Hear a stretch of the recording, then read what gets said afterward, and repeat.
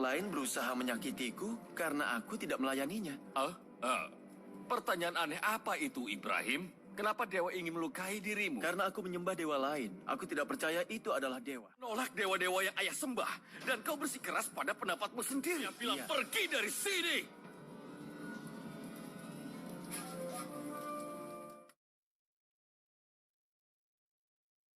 Bertahun-tahun telah berlalu. Orang-orang dibagi menjadi 3 kelompok. Kelompok pertama menyembah planet dan bintang. Dan kelompok salah kaprah kedua, mereka menyembah berhala yang terbuat dari kayu dan yang terbuat dari batu. Bagaimana perasaanmu menjadi pencipta semua dewa ini? Aku merasa bangga dan puas. Tapi aku berharap aku memiliki murid yang akan menjadi penerusku. Penggantimu mungkin salah satu dari keturunanmu, seperti perintah Marduk yang agung. Dan kelompok jahil ketiga adalah orang-orang yang menyembah raja dan pemimpin yang menjadikan diri mereka dewa. Atau katakanlah, mereka menyembah kepentingan mereka sendiri melalui para pemimpin ini. Tuhanku Raja yang pengasih. Apa yang kau lihat dalam keberuntungan Sadum yang bijak? Lidahku tidak bisa menggambarkan apa yang aku lihat, Tuanku. Bicaralah atau kupotong lidahmu untuk membuatmu keluh selama sisa hidupmu. Kalau begitu baiklah, Tuanku Namrud. Aku melihat pertanda buruk. Tahun ini, seorang bayi akan lahir dan akan mengalahkan Namrud dan menghancurkan negaranya. Di mana anak bayi itu akan dilahirkan? Di Babylon. Babylon berada di bawah kendaliku. Sekelompok orang sesat yang menyembah berhala tinggal di sana. Apa yang akan kita lakukan, Tuanku? Aku, Raja Namrud, memerintahkan untuk membawa semua wanita hamil di Babylon dan melenyapkan semua bayi laki-laki yang akan lahir selama tahun ini. Sedangkan bayi perempuan, aku ampuni mereka dengan satu syarat. Dia harus menjadi pelayanku.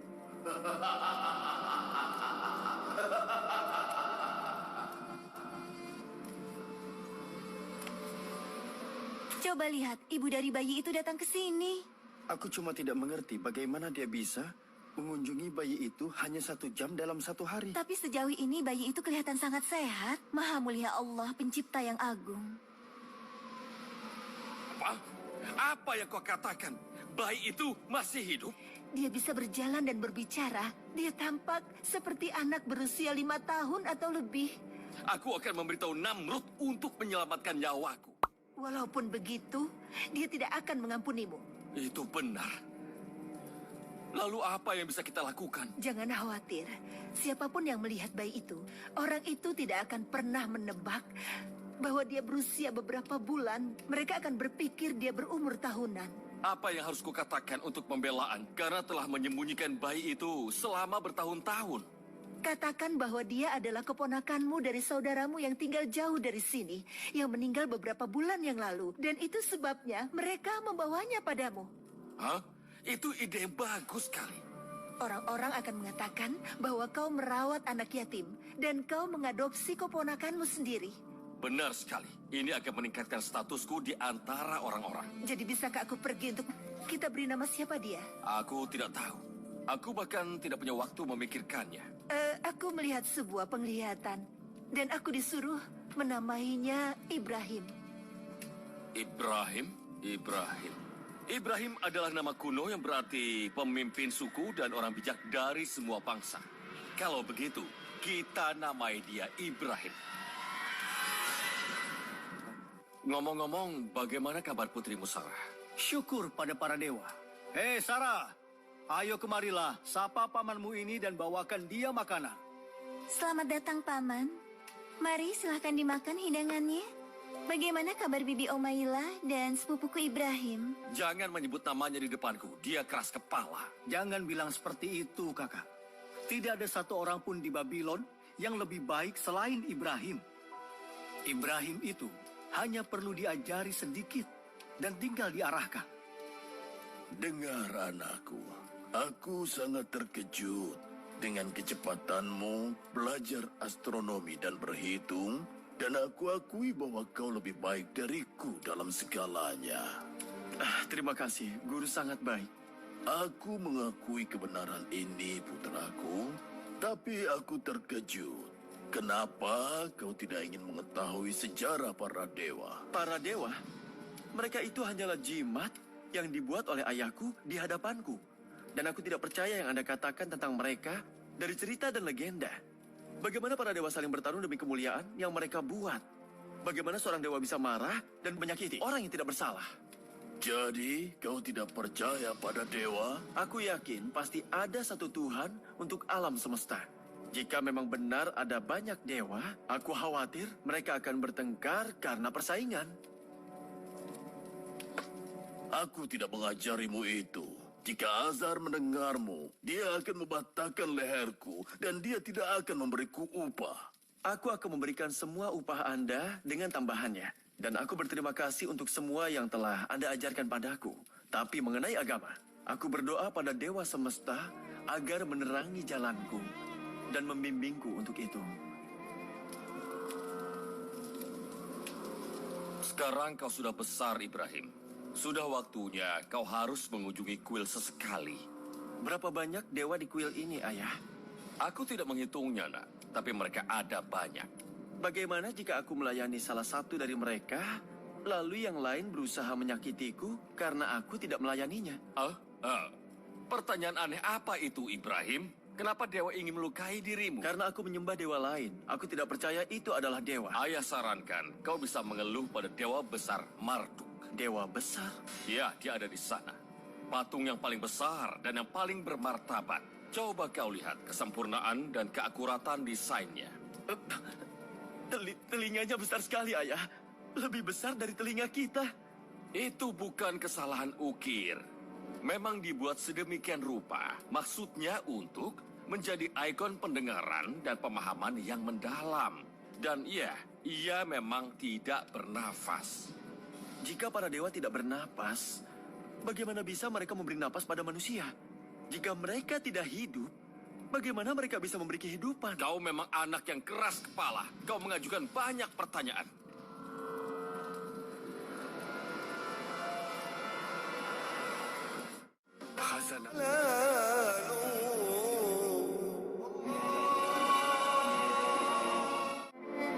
Di puncak gunung ini udaranya sangat dingin. Bagaimana Ibrahim bisa menahan udara dingin di sini? Dia tidak merasa kedinginan atau kepanasan ketika dia duduk di sini memandang ke langit. Ya Allah, tiba-tiba cuaca menjadi sejuk. Benar, tiba-tiba saja aku merasakan angin yang sangat menyegarkan. Aku merasakan kebaikan ini sebelumnya ketika Allah Subhanahu wa Ta'ala mengirim malaikatnya Jibril pada para nabinya, Nuh dan Saleh dan Hud. Apa kau mendengar apa yang dikatakan oleh Jibril? Dia tidak mengucapkan kata lain selain mengucapkan satu kata di lidahnya yang suci. Dia berkata, Aslam. Aslam untuk Yang Maha Kuasa. ولقد اصطفيناه في الدنيا وإنه في الآخرة لمن الصالحين إذ قال له ربه أسلم قال أسلمت لرب العالمين.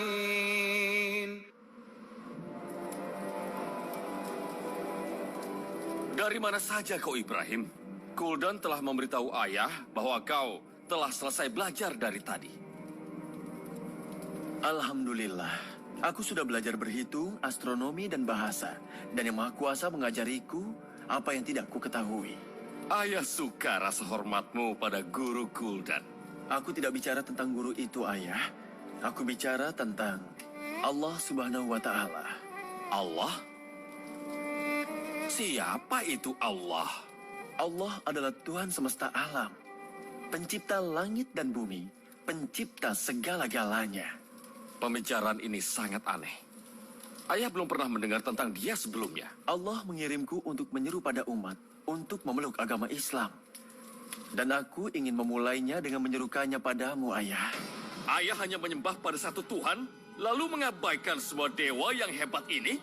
Jimat-jimat ini tidaklah mendengar atau melihat, atau memberi makan, ayah.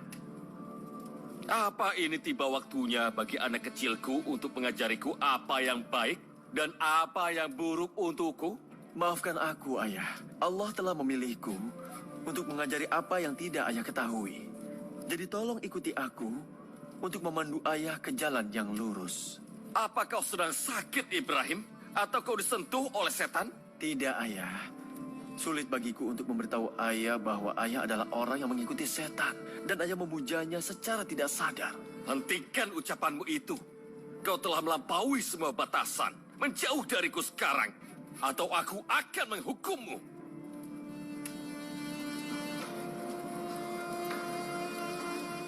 Bagaimana kau bisa menyakiti ayahmu dengan perkataan seperti itu? Paman, aku tidak bisa menyakiti orang lain. Apalagi menyakiti ayahku sendiri.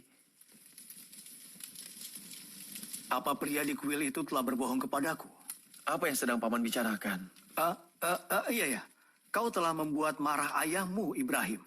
Aku tidak ingin membuat ayah marah, paman. Dan aku tidak mungkin melanggar apa yang diperintahkan oleh Tuhanku. Tuhanmu? Memangnya siapa Tuhanmu? Tuhanku adalah Tuhan yang menciptakan segalanya. Jadi benar kau telah menyerukan agama baru? Tidak ada yang namanya agama baru atau agama lama. Ada satu agama yang menyeru untuk menyembah Allah dan tidak ada yang lain. Itu adalah agama yang sama dengan Adam, Nuh, Saleh, dan Hud. Nuh. Aku pernah dengar tentang seorang pria bernama Nuh yang hidup selama 3.000 tahun yang lalu. Memangnya di mana kau tahu tentang dia? Allah yang memberitahuku. Aku berharap paman mau mendengarkan seruan dariku.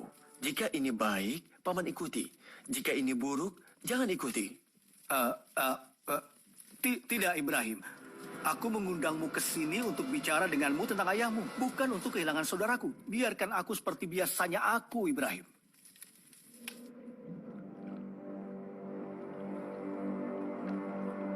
Sebaiknya tolong dengarkan dia dulu, ayah. Mau dengarkan apa lagi? Dia menyeru untuk menyembah satu Tuhan. Apa kau tahu betapa berbahayanya ini, Sarah? Tidak. Jelaskan padaku, ayah. Jika seruan Ibrahim tersebar, ayahnya akan menyatakan kebangkrutan. Kok bisa? Siapa yang akan mengunjungi kuil ketika tidak ada dewa yang disembah? Tidak ada.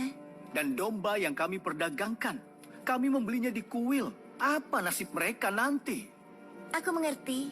Jadi ayah tertarik dalam perdagangan dan riba, bukan pada kepercayaan. Perdagangan dan kepercayaan adalah dua wajah pada satu koin. Apa ayah benar-benar percaya hal itu? Kau ini masih terlalu muda, Sarah. Kau masih banyak tidak mengerti tentang kehidupan. Pengalaman mengajari ayah bahwa emas dan perak dapat memberikan kekuatan dan jabatan.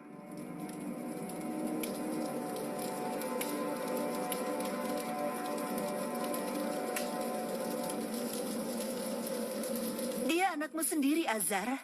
Anakku harus mematuhi dan menghormatiku, bukan menantangku dalam mata pencaharianku. Mungkin maksudnya tidak begitu. Tolong dengarkan dia. Jangan langsung marah-marah begini.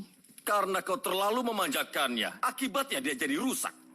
Dia berkata bahwa dia telah membawa kebaikan hidup untukmu. Maka dengarkanlah dia. Jangan seperti ini.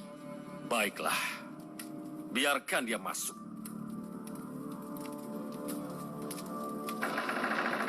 Ibrahim, ayahmu memintamu untuk masuk. Assalamualaikum warahmatullahi wabarakatuh, ayahku. Apa yang kau inginkan? Mohon maaf, ayah. Apa yang ayah berikan di dunia ini atas kehendak ayah akan dikompensasikan di akhirat dengan berlipat ganda. Tidak ada kehidupan setelah kematian. Kenapa kau tidak menyembah dewa-dewaku dan hiduplah dengan tenang di dunia? Tidak ada kehidupan yang tenang bagi orang yang tidak menaati Allah. Jadi kau menolak dewa-dewa yang ayah sembah dan kau bersikeras pada pendapatmu sendiri. Iya, ayah. Jika kau tidak menarik kata-katamu, Ibrahim, ayah akan merajamu sampai kau bertobat. Allah akan melakukan apa yang dia inginkan. Ayah melakukan apa yang ayah inginkan. Dan mulai sekarang, pergilah dari rumah ayah ini. Pergi dan jangan pernah kembali. Assalamualaikum, ayah. Aku akan berdoa agar Allah selalu membimbing ayah. Ayah bilang pergi dari sini.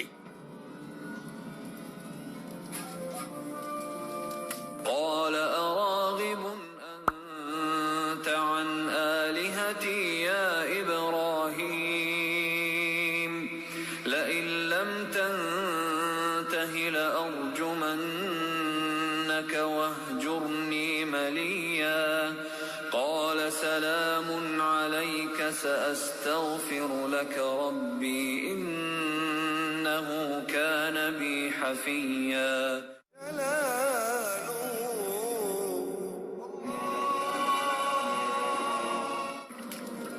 Akhirnya Nabi Ibrahim alaihissalam meninggalkan rumah ayahnya Azar setelah dia diusir oleh ayahnya karena tidak mau menyembah sesembahannya.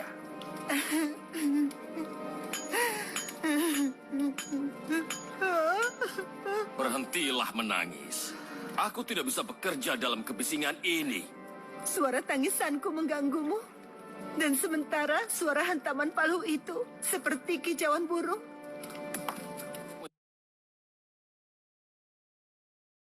Aku berikan padamu. Atau apa kau lebih suka hidup dengan putra sesatmu itu? Hatiku rasanya hancur, Azar. Aku tidak tahu bagaimana dia hidup dan apa yang akan dia makan. Saat dia merasakan kelaparan dan merasakan kedinginan di malam hari, maka dia akan sadar. Tolong izinkan aku mengunjunginya dan membantunya. Aku izinkan kau mengunjunginya, tapi dengan satu syarat. Aku menerima apa? Memaafkannya dan memberikan apa yang dia inginkan. Jika dia bertekuk lutut pada para dewa di kuil Marduk. Akan aku coba. Kepada Allah agar aku bisa bertemu dengan ibu. Bagaimana kau tinggal di sini, Nak? Alhamdulillah, semua karena Allah. Aku tidak kekurangan apapun. Aku akan menyiapkan makanan untuk ibu ya. Makanan? Ibu hanya melihat roti kering yang ada di sini. Aku akan menaruhnya di air. Dan ibu akan menyukai rasanya. Insya Allah. Ini sama sekali bukan tempatmu, Nak. Allah memberiku tempat yang lebih tinggi, ibu. Ketika Allah memilihku untuk menjadi seorang nabi dan rasulnya. Jadi aku berharap ibu percaya padaku dan percaya pada seruanku. Kau tidak pernah berbohong dalam hidupmu, Ibrahim. Selama ini kau selalu menjadi anak yang taat dan juga baik. Tolong dengar aku, ibu. Islam bukanlah agama yang menyulitkan. Tidak, anakku. Ibu tidak akan bisa masuk ke dalam agamamu. Tapi ibu menyerumu untuk sadar dan untuk mematuhi ayahmu. Jangan menentang apa yang ayahmu inginkan. Ibu, kenapa kembali pada kegelapan ketika Allah telah menuntunku pada kebenaran?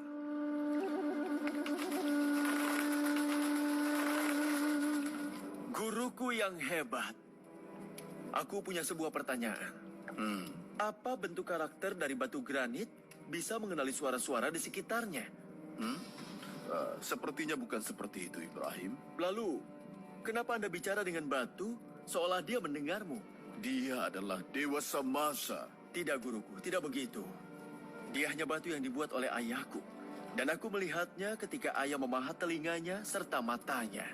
Jangan mengatakan yang bisa melukai para dewa, Ibrahim. Benarkah? Aku berharap mereka menjadi marah bereaksi. Karena dia tidak mendengar dan tidak melihat dan tidak menyadarinya. Dewa akan segera menghukummu, anak muda. Aku minta maaf padamu, Nona. Allah satu-satunya yang memberi manusia pahala.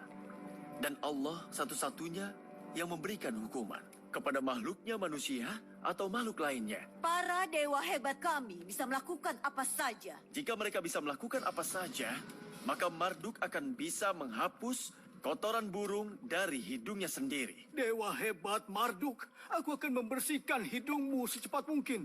Cepat berikan aku seember air. Apa jawabanmu? Kenapa diam saja? Yang mereka sebut sebagai dewa yang paling hebat. Aku akan meletakkan kapak ini di bahumu. Dan kau akan memberitahu orang-orang apa yang kau lihat.